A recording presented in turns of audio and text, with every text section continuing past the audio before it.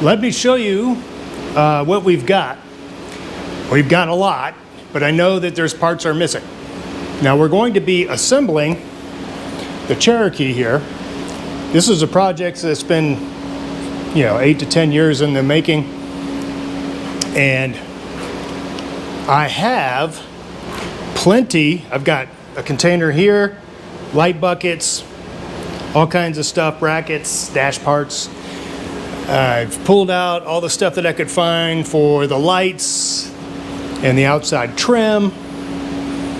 But I also, one thing that I didn't have was the 8 million little stainless steel machine screws that hold the trim, the lights, and all that stuff on. So that's about $30 worth of stuff that I just got at the hardware store.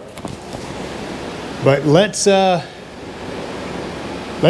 reassembly, because I think that I need to assemble the vehicle. That way I can find out what I don't have and start hunting it down. And I've already installed the motor. It was a rebuilt motor, and I broke that in about a year ago. And so that's ready to go.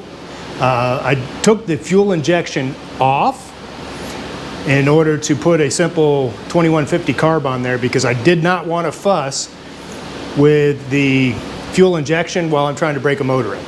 So I've got the 2150 carburetor on there, and we should be able to start assembling this. And then once I get everything assembled, and I've also got up there on the top shelf, I've got a carpet kit. And like I said, I have the seats, the reupholstered seats that are available. They're actually inside there, they're just not bolted down. So I'm thinking, let's put every part that I can find on the vehicle, and then, like I said, we'll know what we don't have and we can go ahead and finish it out. All right, so let's get started.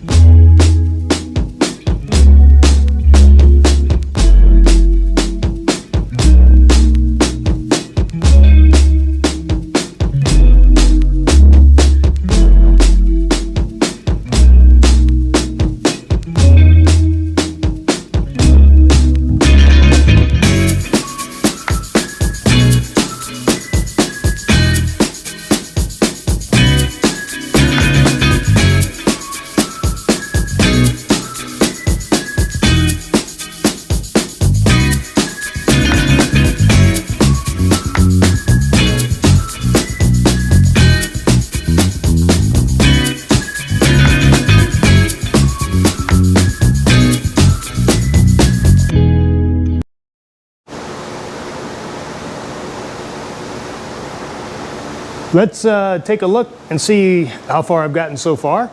Ran into some snags. I mean, there's just so much stuff. And finding the best piece, because I've been able to hoard and accumulate a bunch of full-size Jeep parts. But in order to get the best parts on the vehicle, I've had to clean them and then find out that that's not the best part, and then clean the other part, get it ready to go on. But let's take a look.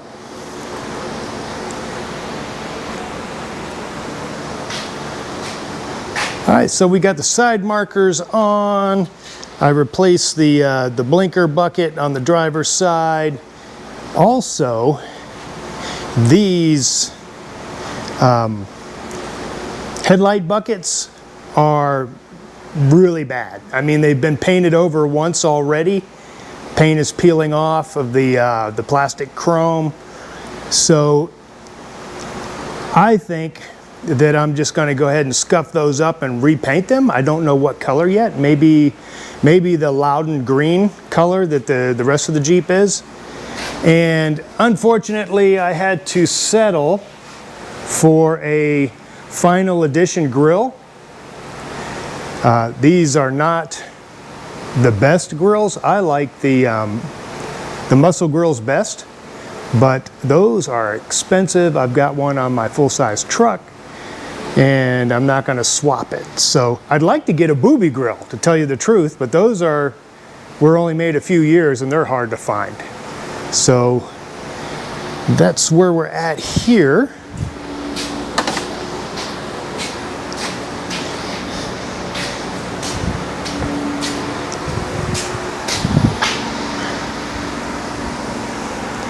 Also, let me show you a problem that I ran into.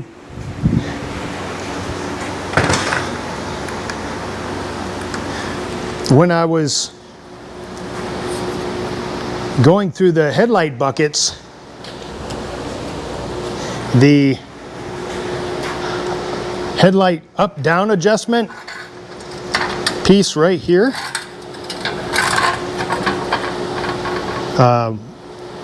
was broken on all of my buckets. And so what I had to do is I had to grab an extra one of these side adjusters, flip it around, and notch the metal here so that it would work. So that was a good half hour of fussing and messing around. But yeah, why in the world would Jeep go to a nylon mount with a fine thread adjuster? I know that it won't corrode, but the screw still corrodes, and then what happens is the rust ends up pulling the threads out of the nylon bucket.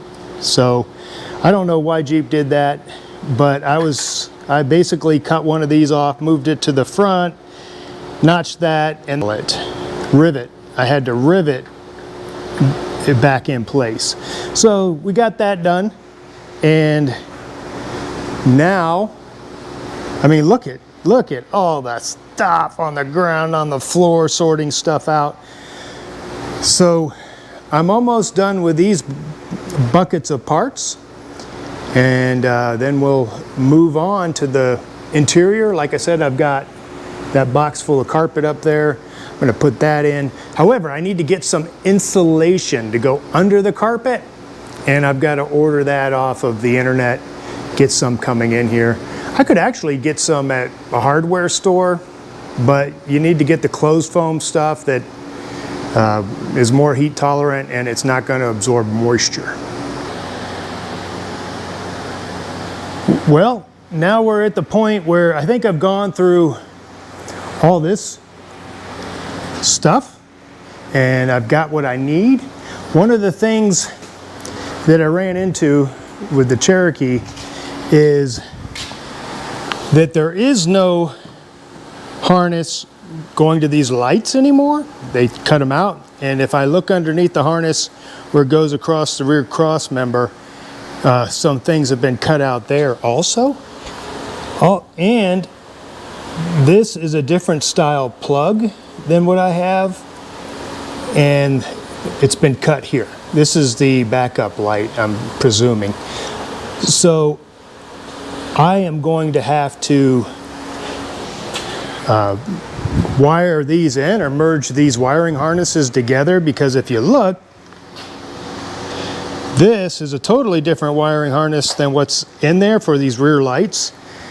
So I have these, and they work nice. I mean, they're Deutsch connectors, and I've used them on the LEDs for the truck. Man, you can hear I got rain coming down on my shed. So I'm going to go ahead and mount these in here so that I know where the parts are, and that I know where the wiring is, but I'm not going to finish the wiring. I just want to get these parts mounted so that I know that I have them. And then before we put this on the road, we'll go through and wire all this in, make it work. And I've got more hoarded parts that I can dig through and look through because I need to get door panels. I do need to get armrests. And I did order the insulation for the carpet. That should be here in the next few days. But stay tuned. We're going to keep working on it piece by piece. Like I said, this is a project that's been going on for a while. It was going to be a shop project so that we could flip it. However, I've kind of fallen in love with it, and I want it for myself. So let's get this thing put together slowly but surely and on the road.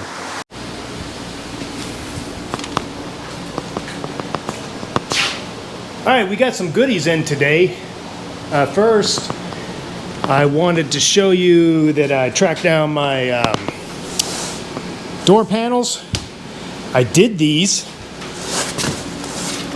years ago, 8 years ago or so, and they've been sitting and basically going bad over 10 years. So I had to get all the dirt off of them. And I had a friend that was in the shop next to me that specializes in fiberglass. He actually made me fiberglass panels, which are awesome. However, the vinyl paint is starting to wear on these, and I'm going to have to clean it up and redo it. Butyl strips from Lowe's or Home Depot is what I put on here, and this is basically, it's very similar to sound deadening at a fraction of the price.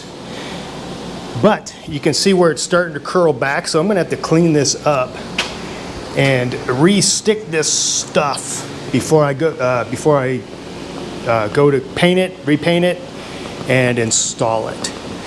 So I'm pretty excited about that. But those are just parts. I've also got some tools that came in that I don't have to have, but it's sure going to make my job easier. So let's go ahead and unbox this so that we can see it. Now this is going to save me time. At least that's what I told my wife when I buy it. She doesn't even know about it truthfully. But if she did ask, I would say, hey, I'm going to save so much time, and I'm going to be able to spend more time with you because I'm not going to be in the shop drilling holes.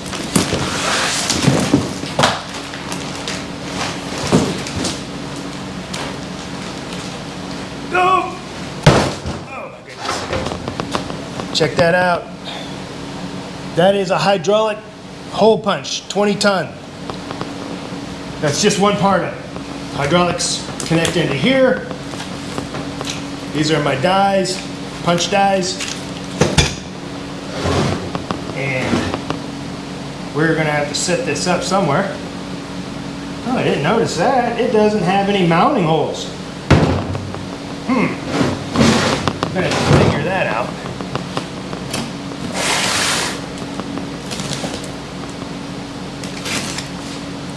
And this, I think, is the hydraulic pump and hose for this assembly.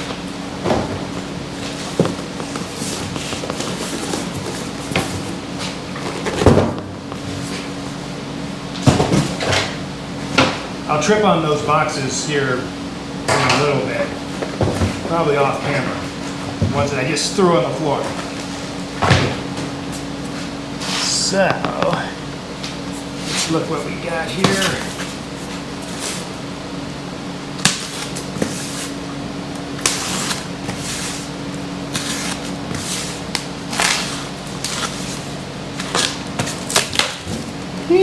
There we go.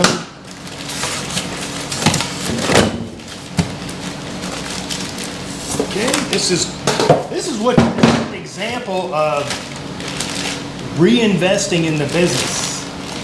taking a little bit of money that I do make, putting it in the tools that I can do things better, more efficiently.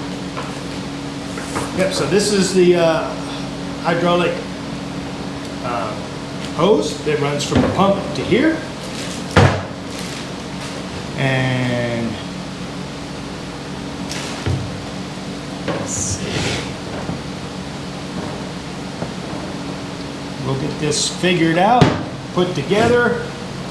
Man, this thing here is a beast. It is heavy. But one of the biggest advantages of having this is that like on my twin stick MP229, MP228 shifters, I have to drill 3 holes in each one, and it's basically a 2 3/8 holes and 1 5/8 hole, and it takes a long time to cut those holes with bits, and bits don't last very long and they start to fail. So with this, I'll be able to punch holes much faster and more consistently.